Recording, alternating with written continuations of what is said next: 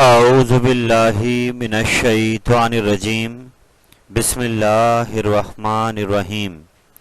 Second year mathematics के तमाम students को खुशामदीद। In the continuation of chapter number 2 the straight line, आज हम सेकेंड ईयर मैथमेटिक्स की एक्सरसाइज नंबर 2.5 का आगाज़ करेंगे। और इस याद रहे कि मेरे प्रीवियस लेक्चर्स चैप्टर 2 में हमने डाले हैं 2.1, 2.2 एंड एक्सरसाइज नंबर 2.4। आप उनको लाजमी कवर कर लीजिए और प्रॉपरली उनकी प्रैक्टिस कर लीजिए। और ये चैप्टर 2 की लास्ट एक्सरसाइज है 2.5, जहाँ पर हमें लाइंस की इक्वेशंस मांगी जाएंगी और जो प्रीवियस फार्मूलाज हमने पढ़े हैं उनका भी इस्तेमाल यहाँ पर होता रहेगा। और 2.5 में कुछ नए फार्मूलाज हमें टैकल करने हैं जो कि इक्वेशंस ऑफ लाइन से रिलेटेड हैं। और यहाँ पर डिफरेंट सिचुएशंस होंगी सवाल में, लेकिन एट द एंड हमसे वो इक्वेशन मांग रहा होगा लाइन की। तो हमें सिचुएशन को असेस करना है कि हमें क्या इंफॉर्मेशन दी गई और उसके हिसाब से फॉर्मूला लगाना है इक्वेशन ऑफ लाइन निकालने के लिए। तो आइए आगाज़ करते हैं अपने आज के इस सिलसिले का।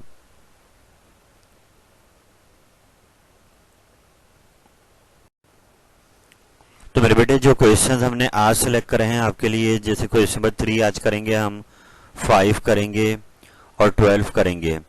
इन क्वेश्चंस में जो फार्मूलाज हमें इक्वेशन ऑफ लाइन निकालने के लिए यूज़ करने हैं उनमें से एक फार्मूला है पॉइंट स्लोप फॉर्म।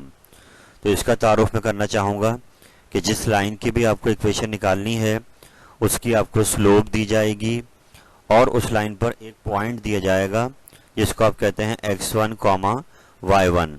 और आप ये जो xy देख रहे हैं ये आंसर तक ऐसे ही चलेंगे और इक्वेशन में आपको मिलेंगे।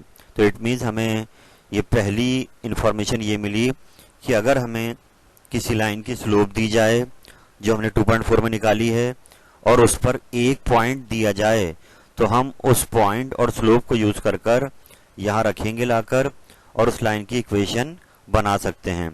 ऐसे ही नीचे एक फॉर्मूला लिखा हुआ है, ये इस्तेमाल होगा आगे जाकर 2.5 में 2 पॉइंट फॉर्म के नाम से। इससे मुराद ये है कि अगर आपको लाइन की स्लोप ना दी हो तो कम से कम 2 पॉइंट आपको लाइन पर दिए जाएं। आप उन पॉइंट को यूज़ करेंगे, एक को नाम देंगे x1 y1 का, एक को नाम देंगे x2 y2 का। और ये जो xy देख रहे हैं ये जनरल आखिर तक ऐसे चलेगा इक्वेशन में। तो पॉइंट्स लाके आप यहाँ पुट करेंगे तो 2 पॉइंट फॉर्म से भी लाइन की इक्वेशन बन सकती है। तो बात की समरी है कि ये दो फार्मूले आप देख रहे हैं, लेकिन इनके अलावा भी 2.5 में क्वेश्चंस ऐसे हैं जिनमें फार्मूलाज हमें चेंज करने पड़ेंगे। आज के लिए खैर ये फार्मूलाज इनफ हैं। आइए हम आगे बढ़ते हैं।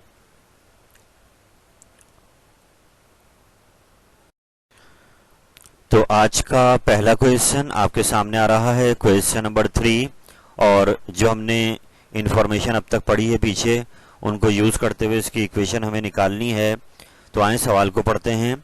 यहाँ पे एक स्ट्रेट लाइन की इक्वेशन हमसे मांगी जा रही है जो कि एक पॉइंट से पास कर रही है।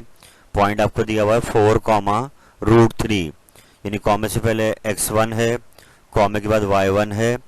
तो एक पॉइंट आपको लाइन पे दिया हुआ है जिसकी इक्वेशन बनानी है। और मज़ीद आगे सवाल में दिया हुआ है कि ये लाइन x एक्सिस से π/6 रेडियन यानी राउंड अबाउट 30 डिग्री का एंगल x एक्सिस से ये बना रही है। और आप इस इंफॉर्मेशन को यूज़ कीजिए और इसी लाइन की इक्वेशन निकालें। एक बार फिर रिपीट कर दें सवाल को कि लाइन पर आपको एक पॉइंट दिया हुआ है और लाइन का एंगल दिया हुआ है फ्रॉम x एक्सिस। इन दो बातों को इस्तेमाल करते हुए इस लाइन की इक्वेशन हमसे मांगी जा रही है। तो अब यहाँ पर बेटे एक फॉर्मूला सामने आ रहा है आपके, वो ये कि अगर हमें स्लोप निकालनी हो और लाइन का एंगल x एक्सिस से दिया हुआ हो तो हम एक फॉर्मूला लगा सकते हैं tan थीटा का। यानी हम उस एंगल का टेंजेंट अगर ले लेंगे तो उससे भी हमें इस लाइन की स्लोप मिल सकती है। मैं एक बार फिर रिपीट करूँगा, क्योंकि इस लाइन का एंगल हमें x एक्सिस से दिया हुआ है, हम इस एंगल का क्या लेंगे, टेंजेंट, जिससे हमें क्या मिल जाएगी, इस लाइन की स्लोप। तो हमने tan π/6 निकाला और वो वैल्यू आ रही है 1/√3, याद रहे पॉइंट में आंसर अगर आ रहा है तो उसको अपने इस रेशियो में कन्वर्ट करना है कि बाद में ये स्लोप हमें फॉर्मूले में रखनी है। तो पॉइंट में वैल्यू नहीं लिखनी, फ्रैक्शन में वैल्यू नहीं लिखनी, आपने ऐसे रेशियो में वैल्यू बनानी। तो 1/√3 0.57 के अराउंड है और ये हमने रेशियो में बना के लिख दिया। अब आपके पास इस लाइन की स्लोप आ गई और इस पर एक पॉइंट आपको पहले से दिया हुआ है, तो इट मीन्स वही पहला फॉर्मूला पॉइंट स्लोप फॉर्म अब यहाँ पर लग जाएगा कि हमने आए और पॉइंट स्लोप फॉर्म शो कर दी y - y1 = m x - x1। जितनी फ्रिक्वेंटली आप ये फॉर्मूला लगाएंगे इंशाल्लाह ये फॉर्मूला आपको जल्दी ही याद हो जाएगा। और अब फॉर्मूले में जाएंगे, x1 आपको 4 दिया हुआ है, कॉमे के बाद y1 आपको √3 दिया हुआ है, स्लोप आपकी 1/√3 आ गई। इन सबको लाकर आपने इक्वेशन में रखा और अब ये जो √3 डिवाइड हो रहा है जरा कि मल्टीप्लाई हो जाएगा, y के साथ भी आ गया और √3 × √3 पूरा 3 बन गया, x - 4 सीधे हाथ पे आ गया। इन दोनों टर्म को वहाँ ले जाएंगे। याद रहे जब फाइनल इक्वेशन आ रही होगी तो उसमें x प्लस का रहना चाहिए, तो हमने √3y को वहाँ ले गया, माइनस का हो गया, ये माइनस में जाके +3 हो गया और आखिर में आपको आंसर आ गया है x - √3y - 1 = 0। जैसे मैंने आपसे कहा था कि जो x और y हैं ये आखिर तक आपको आंसर में ऐसे ही चलाने हैं और यही वो लाइन की इक्वेशन जो हमें निकालनी थी। तो बात की समरी है कि यहाँ पर हमें लाइन पे पॉइंट दिया हुआ था, उस लाइन का एंगल एक्स एक्सिस दिया हुआ था, हमने पहले उसकी स्लोप निकाली और फिर पॉइंट को यूज़ करते हुए पॉइंट स्लोप फॉर्म लगाई और उस लाइन की इक्वेशन बना ली। आप इसको बार बार दोहराइए। चलते हैं आगे।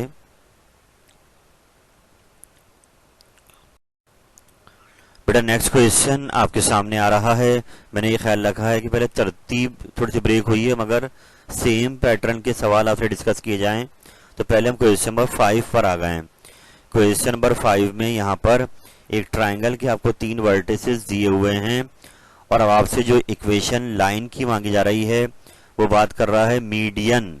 मीडियन आपने ज्योमेट्री में पढ़ा है, मैट्रिक क्लास में भी, कि मीडियन एक ऐसी लाइन होती है जो वर्टेक्स को अपोजिट साइड के मिड पॉइंट से मिलाते हुए आगे जाती है।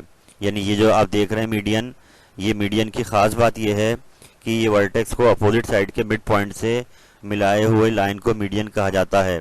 तो जब पेपर में सवाल आए तो आपको ये पढ़ना होगा कि मीडियन एक ट्राइंगल में 3 बन सकते हैं। तो ये किस मीडियन की बात कर रहा है? तो ये बात कर रहा है मीडियन थ्रू ए। जब भी मैंने ए से मीडियन निकाला, ये बी से भी मांग सकता है, तो आप बी से जब निकालेंगे तो अब यहाँ पर ए सी का मिड पॉइंट बनाएंगे, ऐसे सी से मांगेगा तो आप ए बी का मिड पॉइंट बनाएंगे। 3 मीडियन आ सकते हैं। तो पेपर में क्वेश्चन को गौर से पढ़ना है।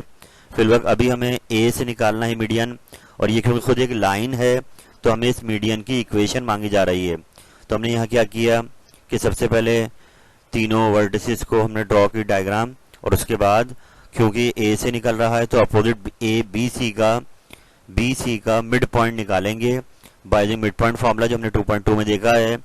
हमने यहाँ से बी और सी से x1 y1 x2 y2 उठा लिए, पुट कर दिया मिड पॉइंट के फार्मूले में, और यूँ आपके पास मिड पॉइंट बी सी का आ गया n -3,4। अब जबकि मिड पॉइंट आ गया तो आपको 2 ऑप्शन हैं, आप a और n को यूज़ कर सकते हैं 2 पॉइंट फॉर्म में जो मैंने आपको पिछले पेज पे दिखाया था फार्मूला, और उससे भी इक्वेशन बन सकती है। यहाँ हमने एक काम करा कि a और n को यूज़ कर पहले इस मीडियन की स्लोप बना ली। इस मीडियन की स्लोप बनाई वही 2.4 वाले फॉर्मूले से। स्लोप का formula y2 - y1 upon x2 - x1, और जब इसकी स्लोप आ गई तो अब जिसकी इक्वेशन बनानी है मीडियन की उसकी स्लोप भी आ गई है, और उस पर एक पॉइंट n ये वाला भी यूज़ किया जा सकता है, पॉइंट a भी यूज़ किया जा सकता है। कोई भी पॉइंट ले लें, a ले लें, n ले लें और स्लोप 0 ले लें। इसको जाके पॉइंट स्लोप फॉर्म में रख दिया और आखिर में पूरी साइड ये 0 हो गई, और ये इक्वेशन आ गई है मीडियन की जो ये हमसे मांग रहा था, जो ए से पास करेगा। बहुत आसान सवाल है, just take your time, question को आराम समझें कि मीडियन क्या होगा, अपोजिट साइड के मिड पॉइंट को जाके कनेक्ट करेगा। और जब इस पैटर्न को आप देखें तो इंशाल्लाह ये सवाल आपके लिए आसान हो जाएगा। हम चलते हैं आगे।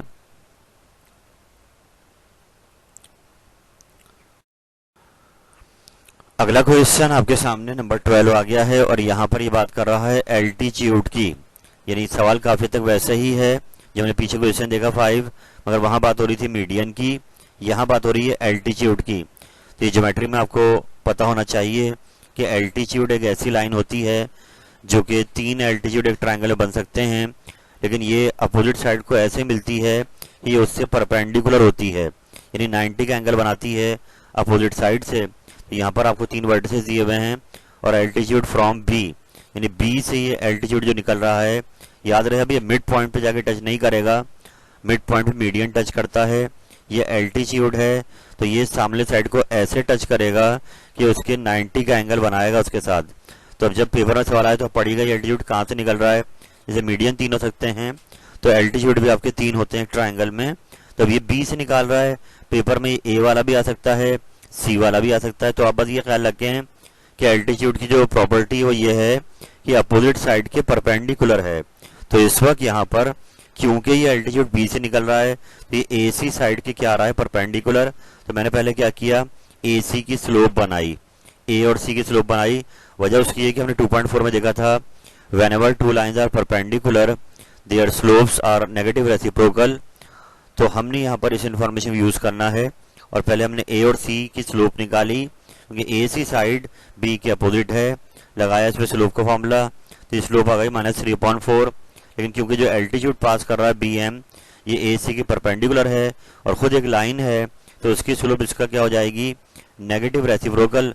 तो हमने इसको पलट दिया 4/3, तो ये एल्टीट्यूड की स्लोप आ गई।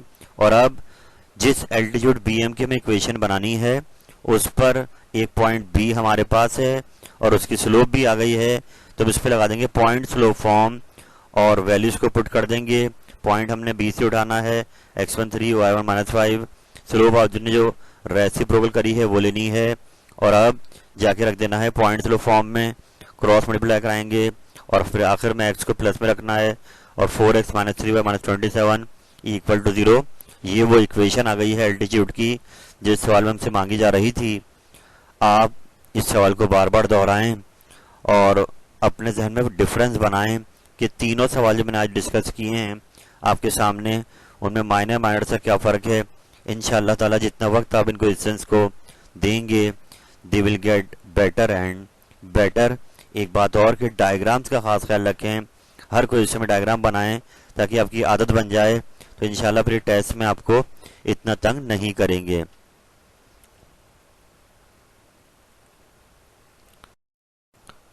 अल्हम्दुलिल्लाह रब्बिल आलमीन। आज हमने 2.5 का आगाज कर दिया, आपके सामने 3 क्वेश्चंस आपको दिखाए।